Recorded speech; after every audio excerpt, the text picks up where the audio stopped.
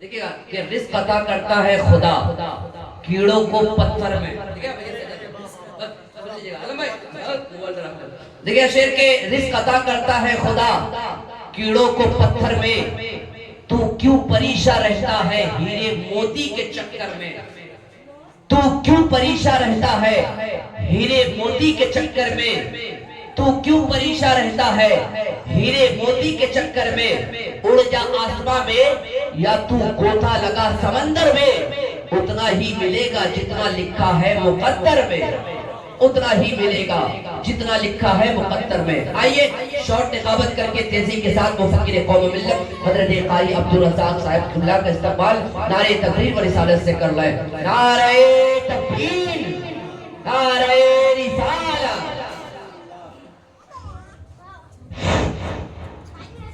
منبر رسول پر مقتدر علماء اکرام، السلام علیکم ورحمۃ اللہ وبرکاتہ.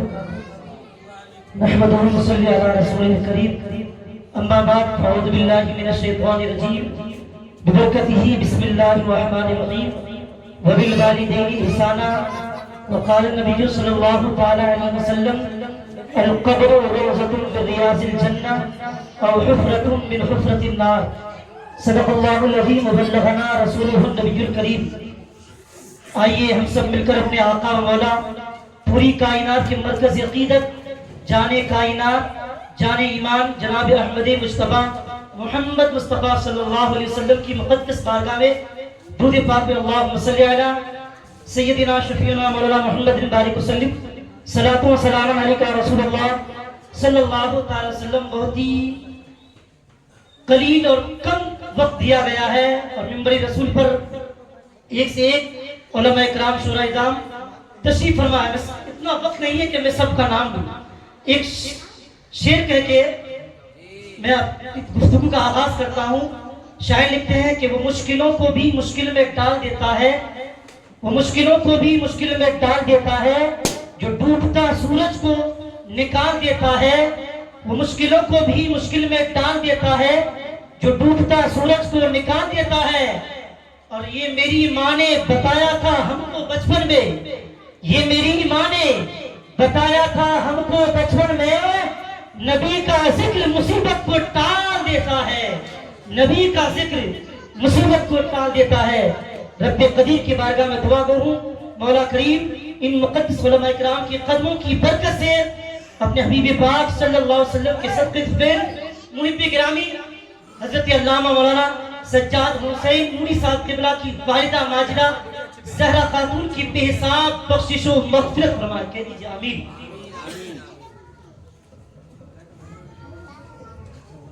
رب قریب قرآن مجید میں ارشاد فرماتا ہے وبالوالدین احسانا، اپنے والدین کے ساتھ اپنے ماں باپ کے ساتھ اچھا برتاؤ کرو، حسن سلوک سے پیش آؤ. میرے اور آپ کے نبی فرماتے ہیں لا يدخل الجنت عاقل، ماں باپ کی نافرمانی کرنے والا، ماں باپ کا دل دکھانے والا جنت میں نہیں جائے گا. اسی تناظر میں آئیے 10 منٹ گفتگو سماعت کریں. عزیزان ملت اسلامیہ، میرے حضور کی بارگاہ میں ایک دفعہ ایک صحابی آتے ہیں، آ کر کہتے ہیں یا رسول اللہ میں نے اپنے ماں باپ کی بڑی خدمت کی ہے، جس طریقے سے میرے ماں باپ نے بچپن میں مجھے نہلایا تھا، بچپن میں نوالے توڑ توڑ کے میرے منہ میں ڈالے تھے، یا رسول اللہ اسی طریقے سے میں نے بھی بڑھاپے کے وقت ان کی بڑی خدمت کی ہے. کیا رسول اللہ میں نے میرے ماں باپ کا حق ادا کر دیا؟ میرے نبی نے مسکرا کر فرمایا اے سنو سنو اے سائن، تو تیری ماں کی خدمت کرتا تھا، تو خدمت ہی کرتا تھا.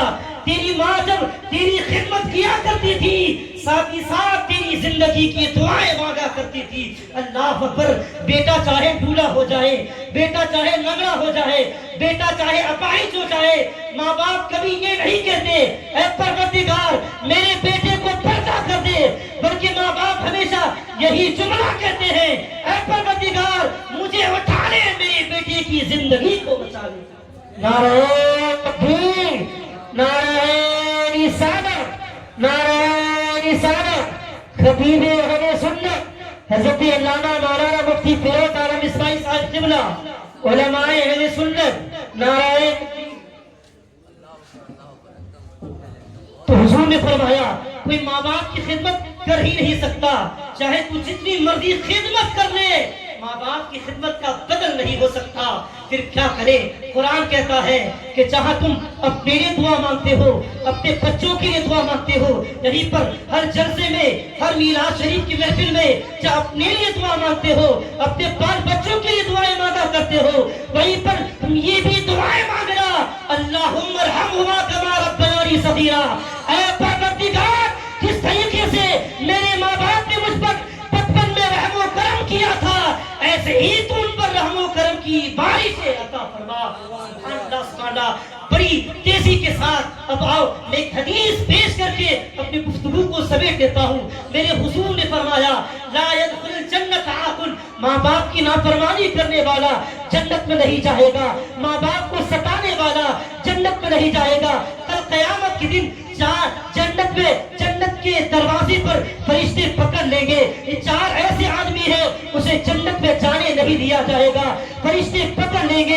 سب سے پہلا شخص حضور نے فرمایا جو ماں باپ کو ستاتا ہے، جو ماں باپ کو تکلیف دیتا ہے، اسے جنت میں جانے نہیں دیا جائے گا۔ دوسرا نبی نے فرمایا ولا منان، احسان جتانے والا جنت میں نہیں جائے گا۔ تیسرا نبی نے فرمایا ولا قمار، جوا کھیلنے والا، تاش کھیلنے والا جنت میں نہیں جائے گا۔ چوتھا نبی فرماتے ہیں ولا مدمن الخمر، شراب پینے والا، شراب کا عادی جنت میں نہیں جائے گا۔ اللہ اکبر۔ میرے حضور نے فرمایا، میرے آقا نے فرمایا کہ حدیث قدسی ہے، رب کہتا ہے اے میرے محبوب اپنے امتیوں سے کہہ دو وہ امتی جو شراب پیتا ہے، شراب کا ایک گھونٹ پیتا ہے، میں اس کی 40 دن تک کوئی نماز قبول نہیں کرتا ہوں۔ 40 دن کے بعد پھر اگر وہ شراب پی لے، پھر 40 دن تک کے اللہ اس کی کوئی عبادت کو قبول نہیں کرتا ہے۔ اللہ اکبر۔ میرے حضور نے ایک حدیث میں فرمایا جب کوئی بندہ، کوئی مرد، کوئی مومن شراب کا ایک گھونٹ پیتا ہے، کل قیامت کے دن پروردگار اسے جنت کا پیپ پلائے گا۔ اللہ اکبر کبیرہ۔ کسی کے ہاتھ میں پھنسی نکل آئے، کسی کے ہاتھ میں گھاؤ نکل آئے، اس سے پیپ نکلے اور اسے کہا جائے تو اس پیپ کو پیو، اس میل کو پیو، ہے کوئی ماں کا بیٹا جو اس پیپ کو پی لے، قسم خدا کی مسلمانوں جہنم کی پیپ کی مثال تو دنیا میں مل ہی نہیں سکتی۔ حضور نے فرمایا جو شراب کا ایک گھونٹ پیے گا پروردگار اسے جہنم کا پیپ پلائے گا۔ اور نبی نے یہ بھی خوشخبری دے دی، پروردگار کہتا ہے اے میرے محبوب اپنے امتیوں کو یہ خوشخبری دے دو جو میرے عذاب کے ڈر سے، جو میرے جہنم کے خوف سے شراب پینا چھوڑ دے گا، میں اسے جنت میں ایسی شراب پلاؤں گا کہ وہ کبھی پیاسا نہیں ہوگا۔ سبحان اللہ سبحان اللہ۔ تو 4 چیزیں ہو گئی۔ نمبر 1 ماں باپ کو ستانے والا جنت میں نہیں جائے گا۔ دوسرا نمبر احسان جتانے والا جنت میں نہیں جائے گا۔ تیسرا نمبر جوا کھیلنے والا، تاش کھیلنے والا جنت میں نہیں جائے گا۔ چوتھا شراب کا عادی، شراب پینے والا جنت میں نہیں جائے گا۔ اللہ اکبر۔ اس محفل کے تناظر میں آئیے ایک بہت ہی نورانی واقعہ ملاحظہ کریں۔ آپ نے حضرت مالک ابن دینار کا نام سنا ہوگا۔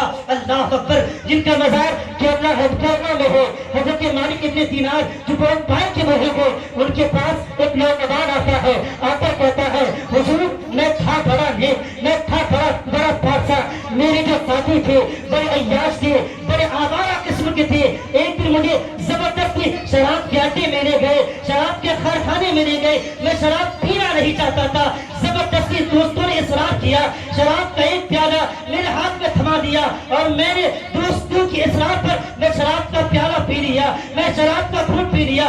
اللہ اکبر۔ وہ نوجوان کہتا ہے شعبان کی 29 تاریخ تھی، رمضان کا چاند نکل چکا تھا، میں گھر پر آتا ہوں، دروازہ کھٹکھٹاتا ہوں، میری ماں نے دروازہ کھولا، میری ماں سے شراب کی بو آ رہی تھی، ماں نے کہا سالم اتنا بڑا گنہگار ہے، اتنا بڑا پاپی ہے، رمضان کے اس مقدس مہینے میں تو شراب پی کر کیا آیا ہے؟ وہ نوجوان کہتا ہے اتنا کہنے کے بعد میری ماں نے مجھے ایک تماشا مارا، تماشا مارنا تھا میرے اوپر تو جنون سوار ہو گئے، ایک غصے کا جنون، دوسرا شراب کا جنون، دو جنون نے میری عقل پہ پردہ ڈال دیا تھا۔ میں نے بھی غصے میں اپنے ماں کو تماشا مارا، تماشا مارنے کے بعد میرے گھر کے ایک کونے میں تندور جل رہے تھے، آگ جل رہی تھی، میں نے غصے میں ماں کو اٹھایا، جلتے ہوئے تندور میں پھینک دیا، میری بیوی نے مجھے دھکا دیا. میری بیوی نے میری ماں کو بچانے کی بہت کوشش کی, لیکن جب تک آگ بجھا تھی میری ماں چل چکی تھی, میری ماں چل کر راکھ ہو چکی تھی. میں بے ہوش ہو جاتا ہوں, آدھی رات کے بعد مجھے ہوش جاتا ہے, میں ماں کو پکارتا ہوں. بیوی تب لہجے میں کہتی ہے, ظالم تو اتنا بڑا گنہگار ہے, اتنا بڑا پاپی ہے, پروردگار تجھے معاف نہیں کرے گا. تم نے اپنی ماں کا مرڈر کیا ہے, تم نے اپنی ماں کا قتل کیا ہے. یہ نوجوان کہتا ہے, یہ تم کیا بولی جا رہی ہو, یہ تم کیا پکے جا رہی ہو. میں اپنے ماں کا اتنا بڑا وفادار بیٹا, میں اپنے ماں کو کیسے مار سکتا ہوں. بیوی نے سارا واقعہ بتایا. اللہ اکبر. وہ نوجوان جب چلی ہوئی رات کو دیکھا, پھوٹ پھوٹ کر رونے لگا, اتنا رویا اور اس کی آنکھوں میں آنسو کے بجائے خون کے قطرات نکلنے لگے. لیکن دوستو, اب رو کر کیا فائدہ, اب ماں تو گھر میں تھی نہیں, ماں تو دنیا میں تھی نہیں. ایک کلاڑی اٹھا لیتا ہے, اپنے اس ہاتھ کو کاٹ ڈالتا ہے جو ہاتھ ماں پر اٹھا تھا, گربان چھوڑ دیتا ہے. 40 سال کا طویل عرصہ گزر گیا. ہر سال پیدل حج کرنے کے لیے مکہ شریف جاتا ہے. پروردگار ہر سال اپنے محبوب بندے کے ذریعے اس کے حج کو اس کے منہ پر مارتا ہے. یہی سے پتا چلا پیارے, جو ماں باپ کو ستاتا ہے پروردگار اس کے حج کو قبول نہیں کرتا ہے. جو ماں باپ کو تکلیف دیتا ہے پروردگار اس کی کوئی نیکی کو قبول نہیں کرتا ہے. لہٰذا یہ عظمت والدین کانفرنس میں آنے والوں, اس جلسے سے یہ پیغام لے کر جاؤ. عزت چاہتے ہو, ماں باپ کی خدمت کرو. وقار چاہتے ہو, ماں باپ کی خدمت کرو. تقرب الی اللہ کی منزل پر گامزن ہونا چاہتے ہو, اپنے ماں باپ کی فرما برداری کرو. اس لیے کہ یہ ماں باپ تمہارے وہ سائے ہیں, اللہ جن کی بدولت تمہاری رزق کو بڑھا دیتا ہے. پروردگار ہم سبوں کو اپنے والدین سے بے پناہ الفت و محبت کرنے کی توفیق عطا فرمائے. بالخصوص محب گرامی حافظ سجاد صاحب کے والدہ کی پروردگار بے حساب بخشش و مغفرت فرمائے. استغفر اللہ ربی من کل ذنب و اتوب الیہ. السلام علیکم.